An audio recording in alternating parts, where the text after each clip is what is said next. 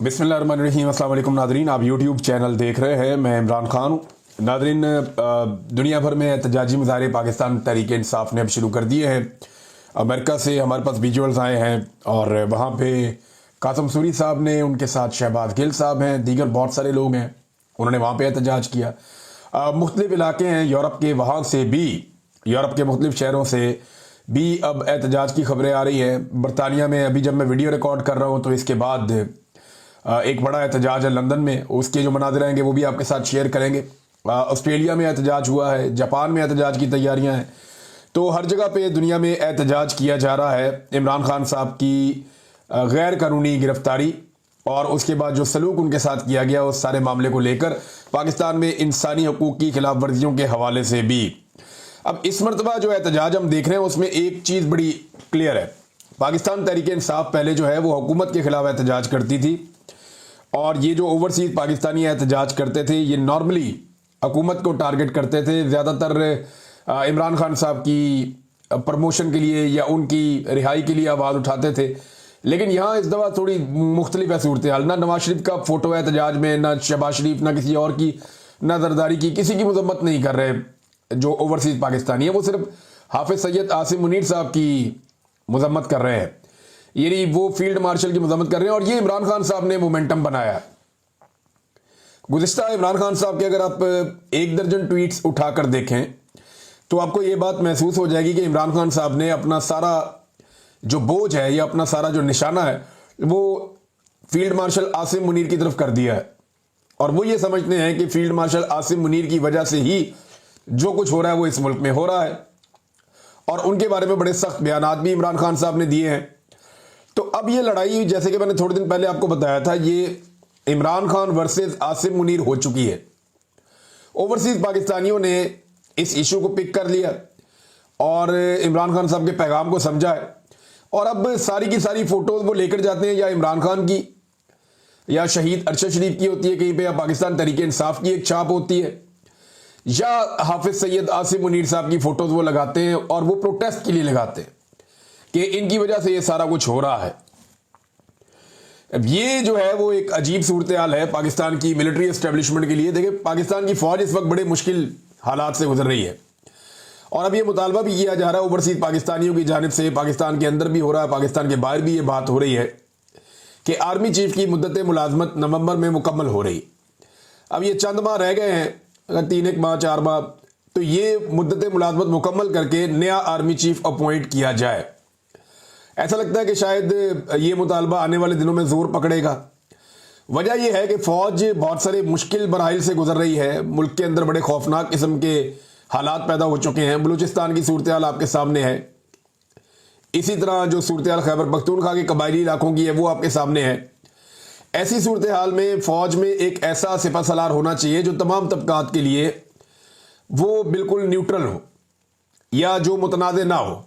लेकिन आसिम मुनीर साहब जो है वो पाकिस्तान की सबसे बड़ी पॉलिटिकल पार्टी की नज़र में मुतनाज़ दिखाई देते हैं। उनके एहतजाजों के अंदर देखिए, पाकिस्तान के अंदर तो लोग नहीं कर पाते ना, जो उनकी फ़ोटो उठाएगा या उनके खिलाफ एहतजाज करेगा वो चाचा साजिद जैसा उसके साथ हाल हो जाएगा। उसने खड़े होकर बारिश में तंग आकर एक जुमला बोला था, उसको उठाकर ले गया, उसके साथ क्या किया गया। अहमद फरहाद साहब के साथ क्या किया गया। बाकी जो लोग पाकिस्तान में आवाज़ उठाते हैं उन्हें गायब किया जाता है, उन्हें तकलीफ दी जाती है। बहुत सारे लोगों के साथ ऐसा हुआ, खवातीन तक के साथ ऐसा होता है। अभी हाल ही में सनम जावेद साहिबा जो है उन्हें दोबारा गिरफ्तार किया गया, दोबारा उन्हें निशान इबरत बनाने की कोशिश की गई। तो ये मामला सिर्फ इस पॉइंट ऑफ व्यू का है कि आप मिलिट्री एस्टेब्लिशमेंट के ऊपर उंगली नहीं उठा सकते। अब आसिम मुनीर साहब एक पाकिस्तान की सबसे बड़ी पॉलिटिकल पार्टी की नज़र में, हत्ता कि एमल वली खान साहब ने भी उन पर तनकीद की है, फजलुर रहमान साहब ने भी उन पर तनकीद की है और ख्वाजा आसिफ भी दूसरे अल्फाज में उन पर तनकीद करते हैं। पाकिस्तान में जितने सहाफ़ी हैं वो जो टाउट हैं बेशक, लेकिन वो भी खुलकर ये कहते हैं कि मिलिट्री एस्टेब्लिशमेंट ये सारा कुछ कर रही है और एक्चुअली वो सब आसिम मुनीर साहब की तरफ इशारा कर रहे होते हैं। तो अगर आसिम मुनीर साहब अपने वक्त पे रिटायरमेंट ले लेते हैं या वो रिटायर हो जाते हैं और एक एक्सटेंशन नहीं दी जाती तो ये मुल्क एक टेंशन से बच जाएगा। यानी ये एक्सटेंशन नहीं, एक तरह की टेंशन होगी और एक नई टेंशन क्रिएट हो जाएगी एक्सटेंशन क्रिएट होने की बजाय। लिहाजा ये अब एक मुतालबा है, ये मुश्किल फैसला है लेकिन ये लेना पड़ेगा पाकिस्तान को क्योंकि यहाँ पे जो भी आर्मी चीफ अपनी सीट पे आता है वो वापस जाना नहीं चाहता, वो इस ओहदे को छोड़ना नहीं चाहता। आपने देखा परवेज मुशर्रफ भी इस ओहदे को नहीं छोड़ना चाहता था, इसी तरह जनरल कियानी भी इस ओहदे को नहीं छोड़ना चाहता था, उसने एक्सटेंशन ली। फिर जनरल राहील शरीफ इस ओहदे को नहीं छोड़ना चाहता था, उसने बड़ी कोशिश की, उसको एक्सटेंशन नहीं मिली। फिर उसके बाद जनाब जनरल बाजवा इस ओहदे को नहीं छोड़ना चाहता था, वो तो एक मरतबा फिर एक्सटेंशन लेना चाह रहा था, हालांकि एक एक्सटेंशन उसको पहले मिल गई थी लेकिन फिर भी जाना पड़ा। अब ये आसिम मुनीर क्यों इस ओहदे को छोड़ना चाहेंगे, ये एक बड़ा सवाल है। कोई भी नहीं छोड़ना चाहता, लेकिन देखना ये होता है कि पाकिस्तान को और पाकिस्तान की अफवाज को क्या सूट करता है। इस वक्त तो हालात बहुत अजीब हैं। वो जो नारे पाकिस्तान के अंदर बाज़ लोग लगाते थे, अब हम दुनिया के अंदर सुनते हुए, यानी हम सुन रहे हैं, महसूस कर रहे हैं, तो ये फौज भी इस बात को ज़रूर महसूस कर रही होगी। दुनिया भर में एहतजाज की तरह नाजरीन पाकिस्तान के अंदर भी एहतजाज हो रहा है, जगह जगह पे हो रहा है, मोबिलाइजेशन हो रही है कि 5 अगस्त को लोग निकल आए। अब 5 अगस्त को लोग कैसे निकलेंगे, ये बड़ा सवाल है। देखिए, सदीक जान ने एक बड़ी ज़बरदस्त बात की और ये मैं उनकी बात से इत्तफाक करता हूँ। पाकिस्तान के अंदर ना लोगों की अक्सरियत या 90-95% लोग वो ये चाहते हैं कि मुल्क में इनकलाब आए, मुल्क के हालात ठीक हो जाए। अगर 25 करोड़ में से चंद हज़ार थोड़े से लोग आप निकाल दें तो बाकी सारे लोग यही चाहते हैं कि पाकिस्तान में इनकलाब आ जाए, पाकिस्तान के हालात ठीक हो जाए, पाकिस्तान की हालत बदल जाए और सुधर जाए और पाकिस्तान की सियासत में इदारों की मुदाखलत बंद हो जाए, अवाम के मैंडेट का एहतराम किया जाए, यहाँ पे रूल ऑफ लॉ होना चाहिए, ये सब चाहते हैं। लेकिन इसके लिए प्रैक्टिकली लोग निकल नहीं रहे। यानी ज़हनी तौर पे सब तैयार हैं, सबको ये चाहिए, सबकी ये डिमांड है, लेकिन उसके लिए लोग बाहर नहीं निकलते। लोगों को लगता है कि उनकी जगह पे कोई और एफर्ट करे और उन्हें बैठे बिठाए इनकलाब मिल जाए, तो ऐसा होता नहीं है। अल्टीमेटली लोगों को खुद ये करना पड़ेगा, खुद निकलना पड़ेगा, खुद एहतजाज करना पड़ेगा, खुद हिस्सा लेना पड़ेगा। चाहे वो 5 अगस्त को निकले, 14 अगस्त को निकले, बार बार निकले, वक्तन फवक्तन निकलते रहे। अब पाकिस्तान तहरीक इंसाफ ने जो जलसों की इजाज़त मांगी, उन्हें अभी तक जलसों की इजाज़त नहीं दी गई, क्योंकि पाकिस्तान की मिलिट्री एस्टेब्लिशमेंट इस बात को समझती है कि अभी भी अगर कोई बंदे इकट्ठे करने की एबिलिटी किसी सियासी जमात में है या किसी सियासी जमात के लिए लोग धड़ाधड़ खुद बाहर निकल आते हैं, तो वो पाकिस्तान तहरीक इंसाफ है। ज़रा सा मार्जिन आप देंगे और अमन अमान कायम करेंगे और तहरीक इंसाफ के साथ जुल्म और बर्बरियत बंद करेंगे, तो ये पूरे पाकिस्तान में निकलेंगे। ये मिलिटेंट्स तो हैं नहीं, ये आम पॉलिटिकल लोग हैं।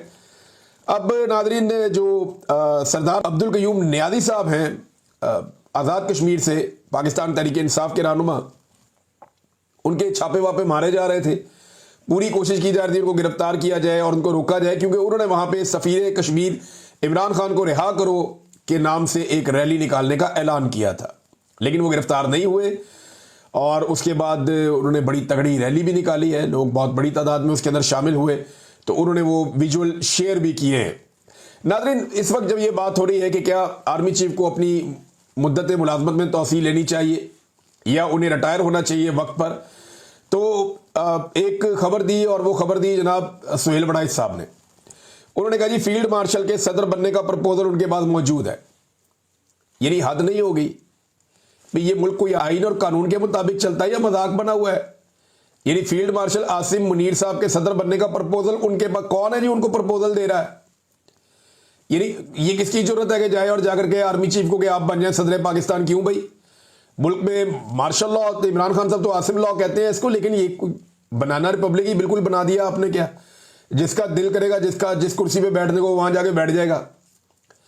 पाकिस्तान के अंदर आप बलूचिस्तान के हालात देखें, जायरीन गुजर नहीं सकते सड़क पर से, गाड़ियां चलना बंद हो गई हैं बलूचिस्तान में, तमाम शाहराहों के ऊपर जो है वो लाकानूनियत है। आप खैबर पख्तूनख्वा में देखें, जगह जगह ऑपरेशन चल रहे हैं, कर्फ्यू का नाफिज किया गया है। अभी जो एक मीडिया रिपोर्ट आई, मैं देख रहा था, हरमीत सिंह साहब ने उसको शेयर भी किया, 500 खानदान अभी तक अपने घर बार छोड़कर जा चुके हैं। क्या खैबर पख्तूनख्वा के कबायली इलाकों के लोग कैंपों में ही रहेंगे और उनकी मादनियात, उनके वसाइल, उनकी सारी चीजें, उनकी जिंदगियां, क्या वो ऐसे ही रुलती रहेंगी? उन्हें कुछ नहीं मिलेगा। 500 खानदान जो है वो अभी नकल मकानी कर चुके हैं रिपोर्ट के मुताबिक, जबकि खैबर पख्तूनख्वा की हुकूमत ने कहा था ऐसा कुछ नहीं होगा। वहां कर्फ्यू लगा हुआ पूरे वजीरिस्तान में, जबकि खैबर पख्तूनख्वा की हुकूमत ने कहा था ऐसा कुछ नहीं होगा। जगह जगह ऑपरेशन हो रहा है, जबकि खैबर पख्तूनख्वा की हुकूमत ने कहा था ऐसा कुछ नहीं होगा। फवाद चौधरी साहब ने इसके ऊपर अपना एक स्टेटमेंट दिया और ये बड़ी, उन्होंने फवाद चौधरी साहब ने अक्लमंदी की बात की है। उन्होंने कहा जी खैबर पख्तूनख्वा में जारी दहशतगर्दी एक इंतहाई पेचीदा कबायली लड़ाई है, ये बलूचिस्तान से मुख्तलिफ है। इस कबायली झगड़े में मजहबी फिरका वारियत का अंसर भी शामिल हो गया है। पहले शिया सुन्नी तफरीक थी, अब सल्फी देवबंदी शिद्दत पसंद लड़ाई भी हो रही है। दुरानी कबीले सदियों से लड़ रहे हैं। ये पेचीदा मसला सिर्फ ताकत से हल नहीं होना, इसके लिए बहुत तफसीली पॉलिसी की ज़रूरत है। आपको पख्तून लीडरशिप के साथ उनके साथ बैठना होगा, उन्हें साथ लेना होगा, मसले को समझें और मकामी जरगे तश्कील दें, जहां फिर ताकत इस्तेमाल करना होगी, मकामी आबादी की मर्जी और हमायत शामिल होगी। देखें, आप ताकत का इस्तेमाल करना चाहते हैं, लोगों को साथ लेकर चलें, तब आपको कामयाबी मिलती है। माजी में आपको मिलती रही है, लेकिन जब लोग आपके साथ खड़े ना हो और आप सिर्फ ताकत के बलबूते पे चीजें ठीक करना चाहें तो आप लोगों से ताकतवर कभी नहीं हो सकते। ये पाकिस्तान की मिलिट्री एस्टेब्लिशमेंट के लिए खुला पैगाम। फवाद चौधरी साहब की बात के एक बड़े हिस्से से मैं इत्तफाक करता हूं, और बल्कि इसमें बहुत सारी चीजें और शामिल भी की जा सकती हैं, लेकिन इस वक्त रियासत जो है वो हर चीज डंडे से सोच रही है, ताकत के बलबूते पे सोच रही है। और सुहेल बड़ाइच साहब जैसे लोग जो हैं उन्होंने गेम चुकी हुई है आसिम मुनीर साहब की कि जनाब इनको तो सदर पाकिस्तान बनने का प्रपोजल है। क्यों है भाई प्रपोजल? किस खाते में प्रपोजल है कि सदर पाकिस्तान बना देंगे? क्यों बना देंगे भाई? एक ओहदा है आर्मी चीफ का, उसकी एक मुद्दत है, उसके बाद वो रिटायर हो और दूसरा आर्मी चीफ आए वो आगे अपनी ड्यूटी करे। एक 22वें ग्रेड की सरकारी नौकरी है, इसके अलावा तो कुछ नहीं है। तो सदर पाकिस्तान तो एक बहुत बड़ा मनसब है। इससे पहले डिक्टेटर्स ने इस मनसब के ऊपर कब्जा किया था, जो गलत था, गैर आईनी था, गैर कानूनी था। यही काम मुशर्रफ ने किया, यही काम जो है वो ज़िया-उल-हक ने किया, यही काम जो है वो बाकी लोग करते रहे हैं। अयूब खान ने किया, याया खान ने किया। तो यही ज्यादती क्या पाकिस्तान के साथ फिर की जाएगी? तो सुहेल बड़ाइच साहब जैसे जो लोग होते हैं ना, ये पता नहीं किस चक्कर में इन्होंने, खुशामद के चक्कर में इन्होंने आसिम मुनीर को लाकर खड़ा कर दिया उन 4 डिक्टेटर्स की सफ में, जिसमें कोई भी आर्मी चीफ खड़ा होना अपनी तौहीन समझेगा। अगर कोई भी गैरतमंद आर्मी चीफ होगा ना, जिसके अंदर थोड़ी सी भी गैरत होगी, तो वो इन 4 डिक्टेटर्स की सफ में खड़ा होना पसंद नहीं करेगा और वो अपनी तौहीन समझेगा। लेकिन सुहेल बड़ाइच साहब ने खुशामद के चक्कर में आसिम मुनीर को लाकर उस सफ में खड़ा कर दिया है जहां इक्तदार परस्तों का पहले से नाम मौजूद है। अब नाज़रीन मैं आपको बता रहा था कि पाकिस्तान के हालात ये है। इन हालात के बावजूद पाकिस्तान का जो वजीर दाखिला है, यानी जो बलूचिस्तान में हो रहा, जो खैबर पख्तूनख्वा में हो रहा, मैंने आपको बताया, पाकिस्तान का जो वजीर दाखिला है वो इस वक्त इन हालात के बावजूद फ्लोरिडा में, अमेरिका में, जनाब वो तस्वीरें वीडियोज आ रही हैं कि वहां पे क्रिकेट के ऊपर सीजन चल रहे हैं और उसके ऊपर डिस्कशन चल रही हैं। ये चल रहा है नाज़रीन पाकिस्तान में। यानी पीसीबी का ओहदा जनाब को पसंद है और आर्मी चीफ से करीबी ताल्लुक होने की वजह से वजारत दाखिला का ओहदा भी मिला हुआ है। ना वजारत दाखिला ठीक चल रही है, ना क्रिकेट ठीक चल रही है। दोनों चीजों का बेड़ा गर्क कर दिया पकड़ के। पाकिस्तान जो है वो 9वें नंबर पे टेस्ट क्रिकेट के अंदर इस वक्त, और असल क्रिकेट तो टेस्ट क्रिकेट है ना, जहां पे आपकी स्ट्रेंथ का पता चलता है। 9वें नंबर पर पाकिस्तान पहुंचा हुआ। नाज़रीन लकी मरवत वाले इंसिडेंट पे मुराद सईद साहब का भी स्टेटमेंट आया और वो ये कह रहे हैं, एक सवाल उन्होंने उठाया और बात बिल्कुल ठीक है कि क्या लकी मरवत में शहीद होने वालों को भी दहशतगर्द डिक्लेयर कर दिया जाएगा, या एक दफा फिर कहा जाएगा कि गोला दुश्मन मुल्क या दहशतगर्दों ने फायर किया था। व्हाट्सएप मीडिया फिर लकी मरवत के शोहदा को किसी के खाते में डाल देगा, फिर लाशों पर बयानियां बनाया जाएगा। आपको कहा था ना कि ड्रोन, मार्टर और गोला ये सब बड़े समझदार हैं, ये सिर्फ मासूम पाकिस्तानियों के घरों पर ही गिरते हैं, क्योंकि यही हमारा तजर्बा है। ऐसे ही मार्टर गोलों की बारिश हमारे गांव पर भी हुई थी, जिससे एक दिन में कई जनाजे उठे थे। लेकिन रात को टीवी पर खबरें चली थी कि दहशतगर्दों के ठिकानों पर हमले, मुतअद्दिद हलाक। हालांकि उस दिन एक भी दहशतगर्द ना मरा, ना उनका ठिकाना निशाना बना, बस हम पर ही क़यामत गिराई गई। वो 2008 था। आज 18 साल बाद भी वही प्लेबैक हो रहा है। इनके मुंह को खून लग चुका है। अगर रोजाना जनाजे नहीं उठेंगे तो इनको चैन ही नहीं आता।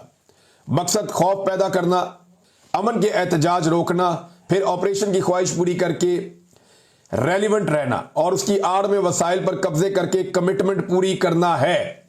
मगर इस बार ऐसा नहीं होगा। कौम का शक तो उस वक्त दूर हो गया था जब हमने नई जंग की मनसूबाबंदी के वक्त से इसको एक्सपोज किया। मुराद सईद वो आदमी है जिसने 2022 में रोला डाल दिया था कि पाकिस्तान की मिलिट्री एस्टेब्लिशमेंट दहशतगर्दों को अफगानिस्तान से पाकिस्तान में ला रही है, और फिर मुराद सईद के रोला डालने के बाद मालाकंड के अवाम खड़े हो गए, इतना एहतजाज किया कि उस वक्त की हुकूमत को मजबूर होकर उन दहशतगर्दों को वापस भेजना पड़ा और वो तालिबान पहाड़ों के ऊपर से फिर वापस गए। फिर टारगेट किलिंग भी इसके बाद शुरू हो गई, मुराद सईद को धमकियां भी दी गई। तो मामला तो मुराद सईद ने उस वक्त खोल दिया था और शानदाना गुलजार ने बताया कि एक्चुअली ये जनरल बाजवा का एक प्लान था जिसके तहत वो पाकिस्तान तहरीक इंसाफ को क्रश करना चाहते थे कि 3 साल के लिए तालिबान ले आओ खैबर पख्तूनख्वा में, ताकि तहरीक इंसाफ खत्म हो जाए, इनकी मकबूलियत खत्म हो जाए या इनके लिए मुश्किलात पैदा हो जाएं। अब नाज़रीन, मियां नवाज शरीफ साहब ने अपने एक बाएतमाद साथी अताउल्ला कासमी साहब को मैदान में उतारा है। ये जनाब बहुत सारे ओहदे पहले रख चुके हैं, बहुत सारी मुराद पहले ले चुके हैं, मगर अब भी शायद खूब से खूब तर की तलाश में है। कासमी साहब ने मियां साहब के किरदार, मियां साहब की दयानतदारी, उनके अजीम अफकार, इन पर ज़मीन आसमान के कलाबे मिला दिए हैं और यहां तक कि नवाज शरीफ पर करप्शन का कोई इल्ज़ाम जो है वो कोई बददयानत ही लगा सकता है, ये भी कासमी साहब ने कहा। और ये भी कहा कि मैं उन्हें बहुत ऊंचे मुकाम पर देखता हूं। शराफत और अजमत का पैकर मियां साहब को उन्होंने करार दे दिया।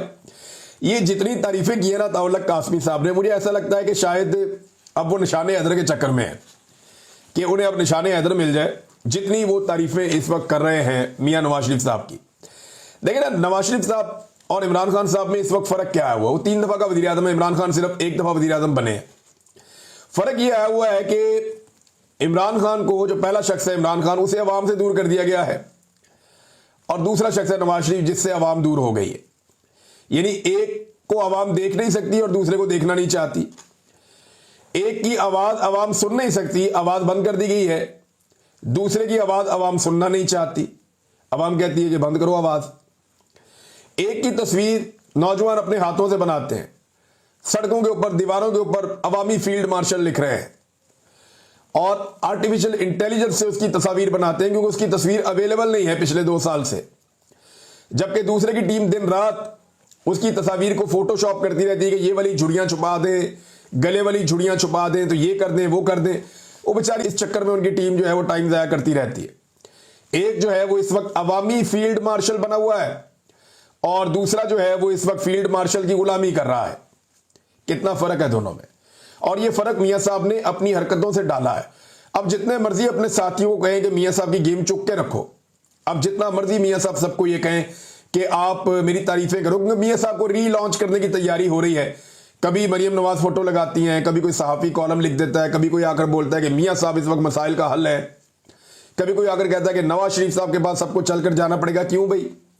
मियां साहब को उनके हल्के में लोग वोट नहीं डाल रहे, सारे चल के मियां साहब। ओ, मियां साहब की कहानी खत्म हो गई। मियां साहब पाकिस्तान की एक पॉलिटिकल हकीकत थे, वो दोबारा पॉलिटिकल हकीकत बन सकते हैं। मैं आपको ये भी बताऊं, अगर मियां साहब अपनी जात से बाहर निकलकर सोचना शुरू कर दें, आज अगर अपने खानदान से बाहर निकला है मियां साहब और वो ये सोचना शुरू कर दें कि उन्होंने पाकिस्तान में जमहूरियत के लिए कुछ करना है, तो शायद मियां साहब की वापसी हो सकती है। लेकिन जिस रास्ते पे मियां साहब चल रहे हैं इसमें सिर्फ गुमनामी है और कुछ नहीं।